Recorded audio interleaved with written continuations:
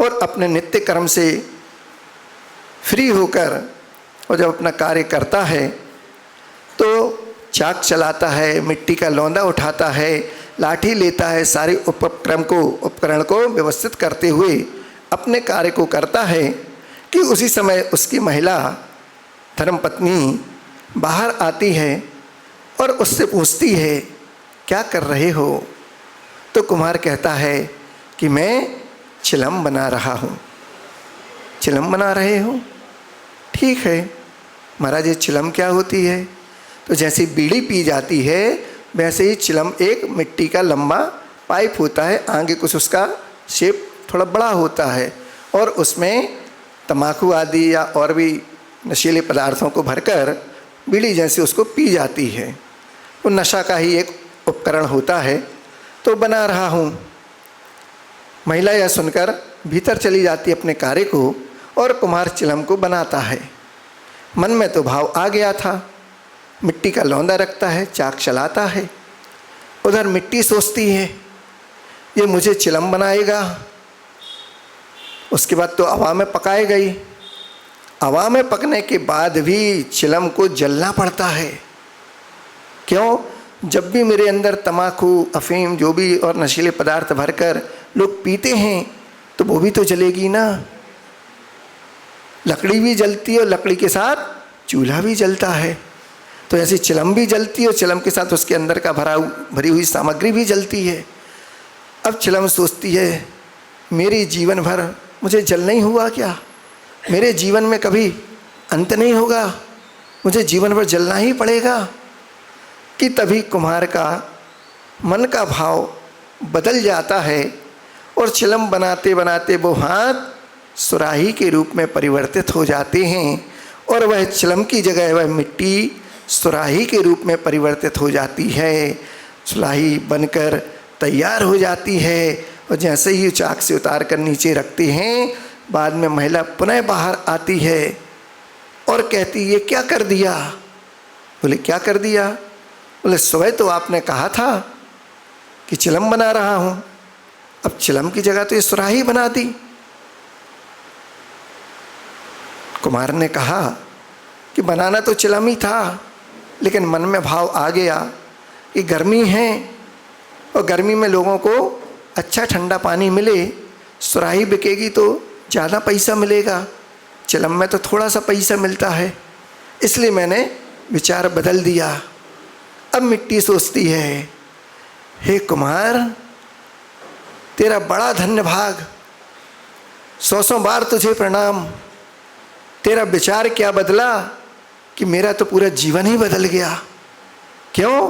क्योंकि चिलम बनाता मुझे जीवन भर जलना पड़ता और सुराही बना दिया, मत एक बार हवा में जलूंगी, निखर कर बाहर आऊंगी, फिर कच्ची मिट्टी नहीं रहूंगी, अंदर जल भरा जाएगा, मैं भी शीतल रहूंगी और जिसको पीने को मिलेगा वो जल वो भी शीतल रहेगा। तो जीवन में भक्ति का रूप यही हमारे लिए दिखाता है कि प्रभु रूपी सुराही का जिसने सहारा ले लिया उसके अंदर जीवन में शीतलता ही आ जाती है। आचार्य समंतभद्र स्वामी ने स्वयंभू स्तोत्र की रचना की और उन्होंने स्वयंभू स्तोत्र की रचना करते हुए अपने भस्मक व्याधि रोग का शमन किया था। वो भस्मक व्याधि रोग क्या है? भस्मक व्याधि रोग का अर्थ है कि जितना भी खाओ, सुबह से शाम तक खाते जाओ, फिर भी वह भूख शांत नहीं होती। जो भी खाओ, जितना भी खाओ, सब भस्म हो जाता है, जैसे अग्नि सब कुछ खा जाती है। कूड़ा करकट, अच्छी लकड़ी आदि आदि जो भी उसके अंदर डालो वो सब खा जाती है। ऐसे ही भस्मक व्याधि रोग में जो भी खाओ, जैसा भी खाओ, वो सब भस्म हो जाता है, लेकिन भूख शांत नहीं होती है। कथा तो आप सबको पता है। ऐसे आचार्य समंतभद्र स्वामी जब स्वयंभू स्तोत्र की रचना कर रहे थे, उस समय अष्टम तीर्थंकर श्री चंद्रप्रभु भगवान के जब उन्होंने गुणगान किया, स्तोत्र पाठ किया, तब उस विग्रह में से, जिस विग्रह को नमस्कार करने के लिए राजा ने मुनिराज के ऊपर जबरदस्ती करवाई थी और कहा अगर विग्रह को नमस्कार नहीं करोगे तो आपको अपने प्राणों की आहुति देना पड़ेगी। तब जाकर उन्होंने कहा था, अपने सम्यक दर्शन को पुष्ट करते हुए रखा था, मेरा सम्यक दर्शन किसी अन्य विग्रह को नमस्कार नहीं करेगा, और अगर मैंने नमस्कार कर दिया तो अन्य विग्रह उस नमस्कार को स्वीकार नहीं कर पाएगा। अगर कुछ घटना घटती है तो इसके जिम्मेदार आप होंगे, मैं नहीं। और उन्होंने उस स्तोत्र पाठ का, उस स्वयंभू स्तोत्र का, उस भक्ति का ऐसा परचम लहराया कि विग्रह तो विग्रह फटकर टुकड़े हो गए और उसके बीच से चंदा प्रभु भगवान प्रकट हो गए। आज भी आप उन अतिशयकारी क्षेत्र के दर्शन करने काशी में जाते हैं। ऐसे भगवान की भक्ति हमारे जीवन का कल्याण करने वाली है। उन नव देवताओं में एक जिन मंदिर जो आपने बना के रखा है, देवशास्त्र गुरु की प्रतिदिन पूजन भक्ति करते हैं, स्वाध्याय करते हैं, लेकिन आज शातिशय पुण्य का उदय हुआ है कि साथ में जिनेंद्र प्रभु तो विराजमान हैं ही वेदी में, साक्षात देव, शास्त्र, गुरु तीनों की सन्निधि आज आपको प्राप्त हो गई। कि शातिशय पुण्य का उदय होता है तब जाके हमको ऐसे निमित्त और साधन मिला करते हैं। जैसे सिंह को मिला, सिंह ने भगवान की वाणी को आत्मसात किया और अपने जीवन को धन्य किया, सिंह पर्याप्त से मुक्ति पाई, और वही सिंह बाद में प्रभु महावीर के चरणों में आकर चिन्ह के रूप में स्थापित हो गया। तो भक्त वो होता है जो प्रभु की भक्ति करते करते एक दिन स्वयं भगवान बन जाता है। ऐसा गुरुदेव कहते थे कि जिन्होंने भगवान को वेदी पे विराजमान किया, सहस्कूट, इसीलिए गुरुदेव ने आपको मौका दिया। प्रत्येक व्यक्ति को जुड़ने का, बड़ी बड़ी प्रतिष्ठाएं होती हैं, पंच कल्याणक होते हैं, लेकिन छोटा आदमी उनमें सम्मिलित नहीं हो पाता। केवल उसकी भूमिका तो केवल इंद्राणी बनकर रह जाती है। उसके भी भाव होते हैं, मैं भी प्रभु को विराजमान करूं, लेकिन उसकी न्यछावर राशि इतनी बढ़ जाती है कि भाई मध्यम वर्गीय छोटा व्यक्ति भावों से तो बहुत बड़ा है, लेकिन द्रव्य की अपेक्षा से वह छोटा हो जाता है। उसके पास इतना मूल्य नहीं होता कि वो न्यछावर राशि दे सके, तो वह सामान्य इंद्राणी बनकर उस पंच कल्याणक में अपनी सहभागिता भी दिखा देता है। तो गुरुदेव ने उनके भावों को भी पढ़ा, और इसलिए 28-30 जगह जो सहस्कूट जिनालय का निर्माण हुआ, हर एक सहस्कूट जिनालय में 1008 भगवान की प्रतिमाएं विराजमान होना है, और सामान्य न्यौछावर राशि है जो हर एक मध्यम वर्गीय परिवार उसको दे सकता है। इसलिए प्रभु को विराजमान करने का भी आपने सौभाग्य पाया। प्रभु तो मात्र निमित्त हैं, उनके भावों से आपने प्रभु की पूजन भक्ति करने का सौभाग्य पाया, और एक दिन स्वयं भक्त बनकर भगवान बनने का सौभाग्य पाया। ये उस भक्ति का परिणाम है जो आचार्य मानतुंग भगवान ने भी कारागृह में बैठकर भाई थी। इसलिए नहीं भाई थी कि मैं कारागृह से बाहर निकल जाऊं, इसलिए भाई थी कि मैं अपने शुद्धोपयोग में लगा रहूं, इसलिए भक्ति कर रहा हूं प्रभु की। और उसमें निकलकर जब शुभोपयोग में आए, भक्ति की, तो भक्तामृत स्तोत्र की रचना हो गई। एक एक स्तोत्र की रचना हुई, एक एक ताले खुलते गए। 18वें, 28वें, 42वें, 48वें काव्य की जब पूर्ति हुई तब पूरे 48 ताले खुल गए, और मानतुंगाचार्य भगवान कारागृह से बाहर आकर दिखाई दिए। ऐसा एक बार नहीं, 2 बार, कई बार राजा ने परीक्षा की, लेकिन हर बार वो परीक्षा में उत्तीर्ण होते गए।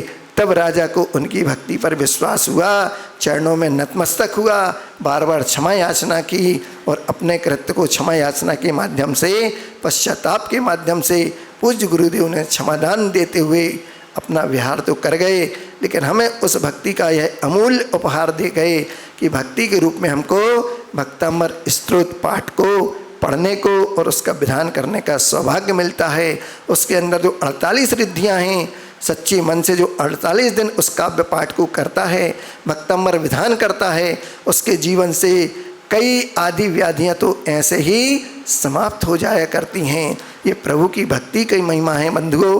देवशास्त्र गुरु में आपकी अनन्य भक्ति है, लगी रहे। मेढक भी पूज्य हो गया रत्नकंडक श्रावकाचार्य में, उन्हीं आचार्य समर्थ भक्त स्वामी ने उसको अमर कर दिया। हम जैसे पामर मनुष्यों की शक्ति नहीं रही, ऐसे भाव नहीं रहे कि आचार्य समर्थ भक्त स्वामी उस रत्नकंडक श्रावकाचार्य में किसी मनुष्य का तो उदाहरण दे देते। भक्ति में कौन प्रसिद्ध हुआ? सप्त व्यसनों में तो प्रसिद्ध हुए, पांचों पापों में प्रसिद्ध हुए, सब व्यक्तियों के नाम उल्लेख हैं उसके अंदर, लेकिन मात्र एक भक्ति में कौन प्रसिद्ध हुआ है? तो बोले वो त्रियंश, वो छोटा सा फुदकता हुआ भावों से भरा हुआ, जिसको आप पूजन में पढ़ते हैं, भावों की निर्मल सरिता में अवगाहन करने आया हूँ और सबका सारा दुख दर्द हरो, यह अर्घ भेंटने आया हूँ। सबका दुख दर्द, अपने दुख दर्द को रोओगे और अपने दुख दर्द को दूर करने की भावना भाओगे तो स्वार्थी कहलाओगे, और सबके दुख दर्द को दूर करने की भावना भाओगे तो निस्वार्थ कहलाओगे।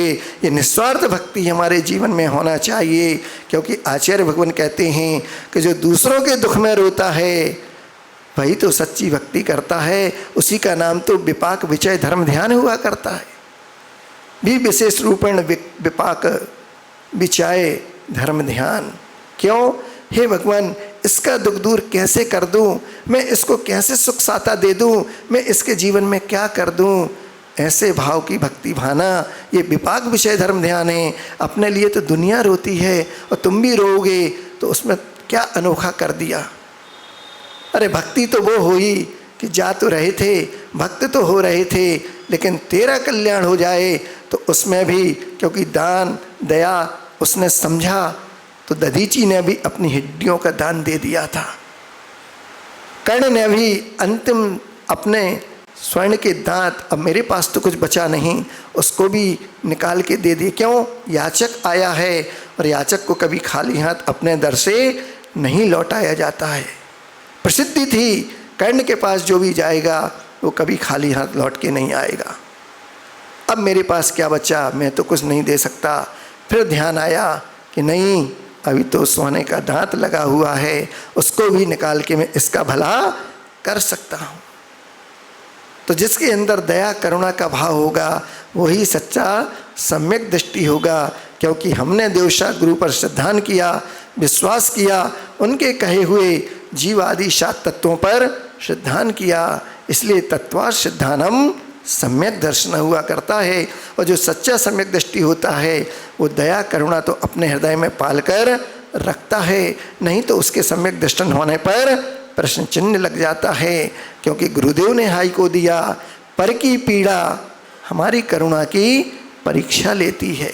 कोई सामने दुखी व्यक्ति है और हम देखकर निकल जाएं, गर्मी का मौसम है, कोई प्यासा निकल रहा है, पशु निकल रहे हैं, हम एक बाल्टी पानी, एक अंजुली पानी अगर उसको नहीं दे पाए तो फिर हमारा मनुष्य जीवन का होना और ना होना बराबर हुआ करता है। अपने भोजन में से किसी को 2 ग्रास देकर अपना भोजन करो तो कैसा आनंद आता है। इसकी अनुभूति कौन करता है?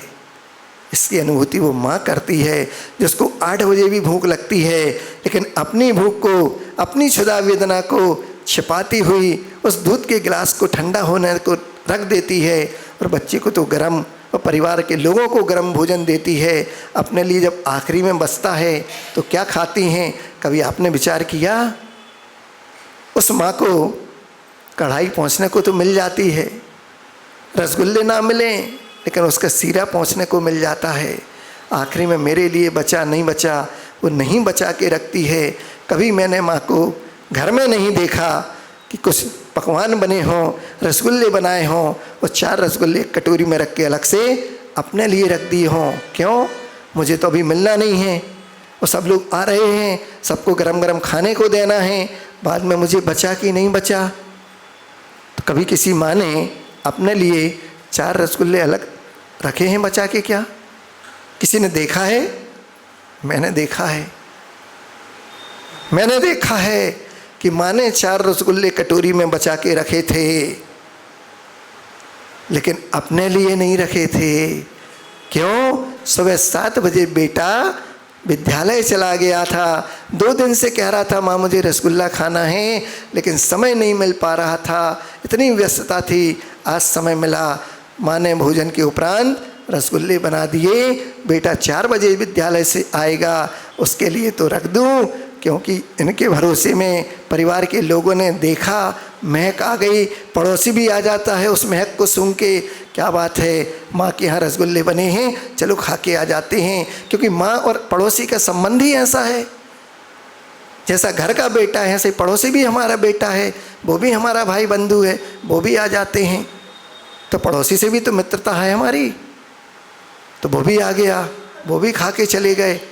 लेकिन माँ ने वो रसगुल्ले अपने लिए नहीं रखे थे, उस बेटे के लिए रखे थे जो सुबह 7 बजे विद्यालय गया, शाम को 4 बजे आया, उसके निमित्त से रसगुल्ले बनाए थे। तो भैया सबको तो पहले मिल गए, अब उसको बाद में ये ले बेटा तू खा के प्रसन्न हो जा। उसको जब मिलता है तो वो भी प्रसन्न हो जाता है। माँ कहती मैं सीरा ही पहुँच के प्रसन्न हूँ भैया, सबने खा लिया, मेरी मेहनत सार्थक हुई। और वह उसी में अपने को आनंद मनाती है। उस आनंद की अनुभूति वो केवल खिलाने वाला ही कर सकता है, माँ ही कर सकती है, खाने वाला कभी उस अनुभूति को नहीं कर सकता। ऐसी वह अनुभूति उस मेढक के अंदर भी थी, जिसको आचार्य श्रीमद् भट्ट स्वामी ने रत्नकंडक श्रावकाचार्य में अमर कर दिया। उस मेढक का तो, उसकी कहानी को तो गुरुदेव इतने प्रकार से सुनाते थे, बड़े महाराज भी सुनाते थे। ये मुनिराजों का भी सौभाग्य है कि उस आगम में जो उल्लेख है, आचार्यों पुनीत कलम से जो लिपिबद्ध है, ऐसे मेढक की गाथा को मुनिराज भी गाकर अपने आप को गौरवान्वित करते हैं। धन्य ऐसे भाव आप सबके अंदर बने रहें, हम सबके अंदर बने रहें। हम भी आज भक्त बने हैं, कल भगवान बने। इसी मंगल भाव के साथ अहिंसा परमो धर्म की आचार्य भगवंत गुरुदेव श्री विद्यासागर जी महामुनिराज जी की